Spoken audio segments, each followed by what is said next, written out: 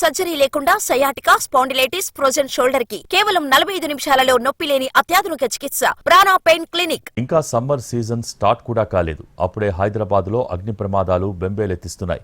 నిత్యం ఏదో ఒక ప్రాంతంలో ప్రమాదం జరుగుతూనే ఉంది. తాజాగా నిన్న రాత్రి చర్లపల్లిలో జరిగిన భారీ అగ్ని ప్రమాదం స్థానికులతో పాటు అధికారులను కూడా పరుగులు పెట్టించింది. దట్టమైన పొగ ఉక్కిరిబిక్కిరి చేసింది.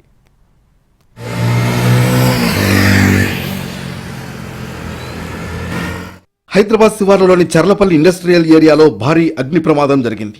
ఫేజ్ 1లోని సర్వోదయ కెమికల్స్ లో ఒక్కసారిగా మంటలు చెలరేగాయి. కెమికల్ ఫ్యాక్టరీ కావడంతో క్షణాల వ్యవధిలో మంటలు వ్యాపించాయి. భారీగా మంటలు చెలరేగడంతో స్థానికులు భయాందోళనలకు గురయ్యారు. ఇంత వేడొస్తుందా? ఎక్కువైంది, మసలుతుంది.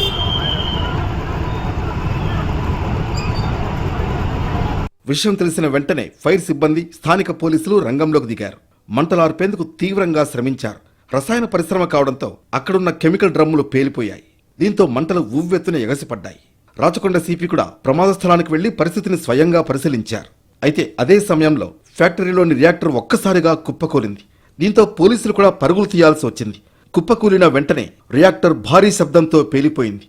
దీని ధాటికి మంటలు 10 మీటర్ల వరకు ఎగసిపడ్డాయి.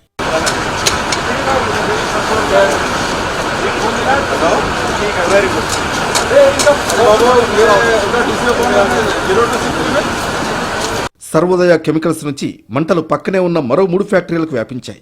ఓ రబ్బర్ కంపెనీకి మంటలు అంటుకోవడంతో రసాయనాల ఘాటుతో స్థానికులు ఉక్కిరిబిక్కిరయ్యారు. దట్టమైన పొగతో స్థానికులు ఉక్కిరిబిక్కిరయ్యారు. ప్రాణాలు అరచేతిలో పెట్టుకుని పరుగులు తీశారు.